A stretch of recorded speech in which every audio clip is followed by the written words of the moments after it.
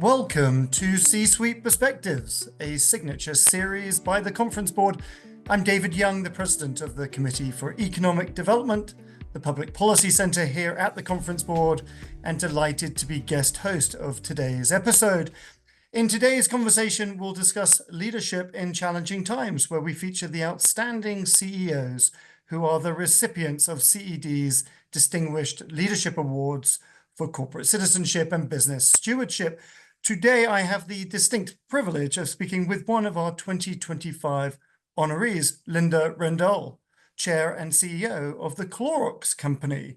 Under Linda's leadership, Clorox is championing people to be well and to thrive every day. And just how they do all of that is what we'll discuss today. Linda, welcome. We're so very pleased for you to be joining us.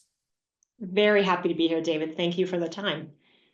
So, Linda, let's start with leadership, the topic of leadership. You've been with the Clorox Company now for more than 20 years. You began, I believe, as a senior sales analyst and have gone on to hold numerous different roles, all the way up to when you took the role of CEO in September of 2020. You've led the company through some very interesting, challenging, uncertain times, including the pandemic. Tell us about your career. It's really remarkable, the fact that you've been at the Clorox Company for 20 years and moved all the way up to this role of CEO. And just curious about your reflections about your path through leadership to the role of CEO, and what are some of the core values you believe are important to being a successful leader? I've had a wonderful and interesting career. And when I think about the 25 years I've spent officially in consumer packaged goods, it actually goes back a lot longer than that. My dad was in consumer packaged goods. And so I grew up doing store checks as a young kid. I always had high school jobs in stores, getting to know consumers, getting to know what retailers wanted from consumer packaged goods companies. And it's an industry I absolutely love. I love being able to be in consumers' everyday lives with products that make their lives better.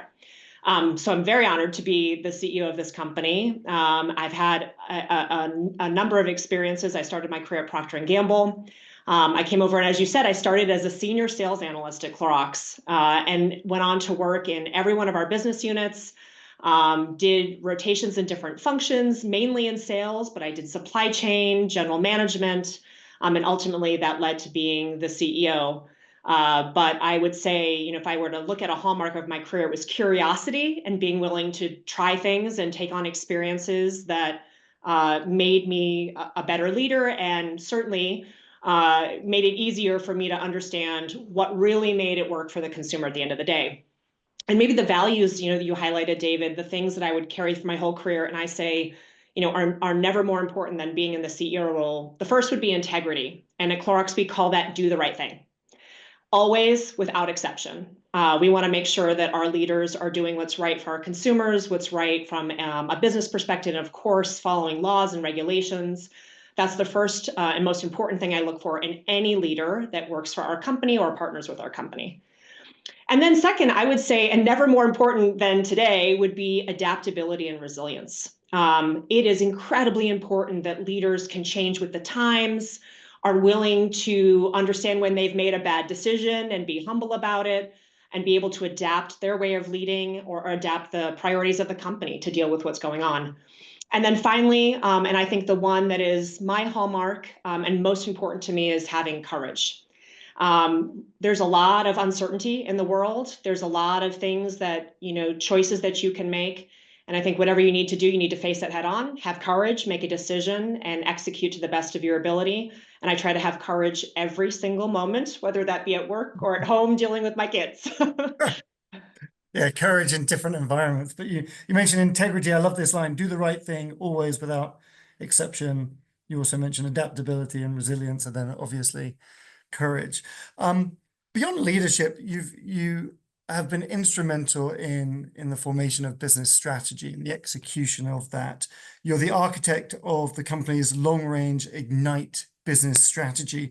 Can you tell us just a little bit more about that strategy, how it came into existence, and how it's evolved through the pandemic to now? And the major question, has it been effective?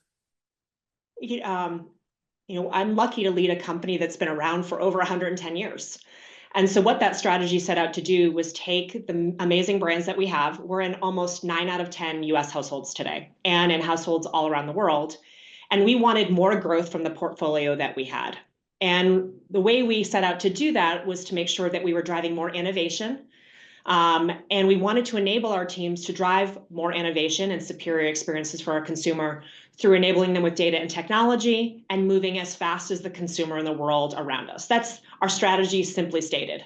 And in order to do that, we also had to create the fuel to invest in those innovations, to invest in those superior experiences. And that builds off a long history the company's had of removing any waste that we have in our system and investing that back with the consumer, back with our retailers to grow our brands. I would say in large part, the strategy has been very successful and helped us navigate not only the pandemic, but a round of or multiple years of incredible inflation. We also experienced a cyber attack, unfortunately, about a year and a half ago. And that strategy helped us make the choices to ensure that we could win, even in a time when our company was incredibly challenged. In that period of time, our strategy was able to recover almost 1,000 basis points of gross margin erosion from inflation. We increased the percentage of our portfolio deemed superior by consumers significantly during this period of time. And I would say the one thing that we're still trying to get is more regular growth. We've had periods over this last 5 years of great growth.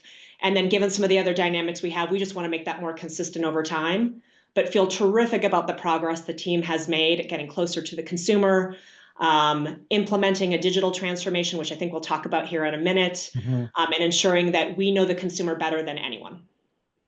Interesting. So 110, did I hear this correct? 110 years old? Yes. Amazing.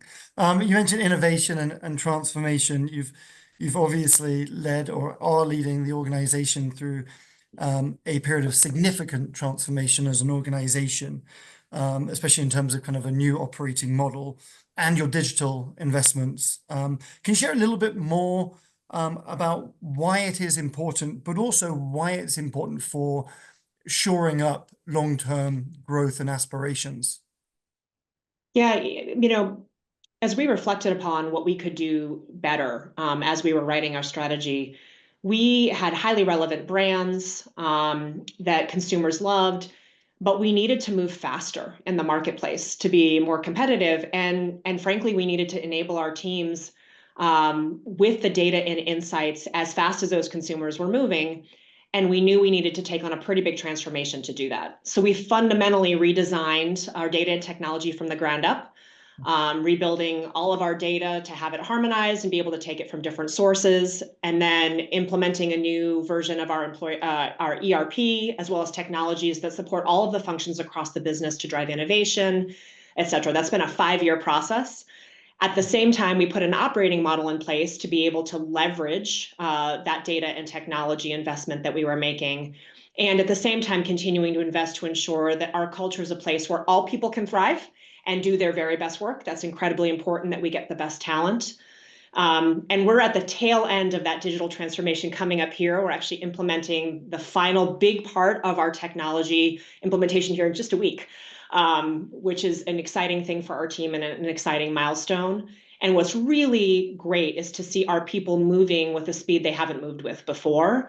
And the reality is everyone at Clorox will work differently than they have a year ago, 3 years ago. And we're ready for AI because of these investments we've made. We didn't even foresee that 5 years ago to the degree it would help our business. But because of those investments, we are ready for the AI revolution and using it in areas across our business. And Linda, do you see that as a continuing process of investment and evolution moving forward to just keep up with the pace of change? Yeah, so we had to make a big one-time investment to get caught up, but now it is just the way of doing business. I think everybody is thinking about that. How do we make sure we continue to invest in technology and data in our business as a way to win? But that will be more of an ongoing process, like you said, David, than a one-time event like we did over the last few years. And well received by employees and colleagues? Yes, everybody loves the idea of moving off of Excel spreadsheets to manage our business and actually having data and insights at their fingertips. It's a terrific thing, and the team has been wonderful embracing it. Lovely. So we're going to take a short break and be right back with more of my conversation today with Linda Rendle. Welcome back to C-Suite Perspectives. I'm your host, David Young, the president of the Committee for Economic Development, the Public Policy Center here at the Conference Board. I'm joined today by Linda Rendle, the chair and CEO of the Clorox Company. Welcome back, Linda. Thanks, David. Great to be here. So before the break, Linda, you alluded to and mentioned a little bit about the consumer. And I want this second half of today's conversation just to focus on the state of the consumer. This series is about leading in challenging times, and these have certainly been some challenging times since you took over as the CEO of the Clorox Company. And this is especially challenging environment for consumers, both from the macroeconomic environment, but also the geopolitical environment that we find ourselves navigating through. From where you sit as the CEO of a company with essential household brands, and I think you said before the break, your brands are in 9 out of 10 households, if I recall correctly. You're also the chair of the Consumer Brands Association. So you have a unique perspective on the consumer right now. What are you seeing in terms of consumer behavior, given all the uncertainty that we're living through? David, I think you nailed the important point, which is uncertainty. So if you look back over the last number of years, consumers have been under incredible pressure, from the pandemic to experiencing inflation, to your point, the geopolitical environment. But what we see that is marking this period specifically is uncertainty. They just don't know what to expect one day to the next. And so they're making decisions without having full visibility into the impact it will have in their lives. And that is really what we're seeing. A still fairly resilient consumer. We're continuing to see them shop, but they're making different choices depending on the news cycle, and to ensure that they can meet all of their household needs. So we've seen pretty dramatic changes in categories that are fairly consistent as consumers hear news on what's going on and may decide to pull forward a purchase that they think is going to be impacted. It's a really unique time to watch their behavior. But I would say overall, if you kind of take a step back from all of that, consumer spending in aggregate has been fairly strong. Again, they're making choices to deal with the day-to-day news of uncertainty and not knowing exactly what impacts them. And they're still always looking for a superior experience. And that's what we're focused on, is making sure they have the right value. And we have found, if you give them a great value, they're willing to pay for it. They're willing to pay for products that are a premium. That hasn't changed. They're just, doing the very smart things they need to in the short term to deal with a pretty big amount of volatility and, to your point, uncertainty. Yeah, it's interesting. You mentioned when we look at the consumer making different choices, but also you had this great line, looking for a superior experience. Just given all the uncertainty, are there ways that you are seeing how consumers can thrive despite the kind of the economic and financial challenges and just the global environment of uncertainty? Yeah, we've seen some really interesting trends emerge. And one of them that I love, because it really impacts our portfolio, is that consumers want to control what they can at this moment in time when there's such uncertainty. And so they're looking to spaces in their home to be able to provide that control and certainty that they like. We've seen trends emerge about how they might be taking care of the inside of their refrigerator because that gives them a little bit of joy. Perhaps they're using a product that has a more effusive scent experience because that gives them that joy and that control at home. So there's so many opportunities for brands to delight consumers, and to your point, to help them thrive in a time when it's difficult for them to navigate.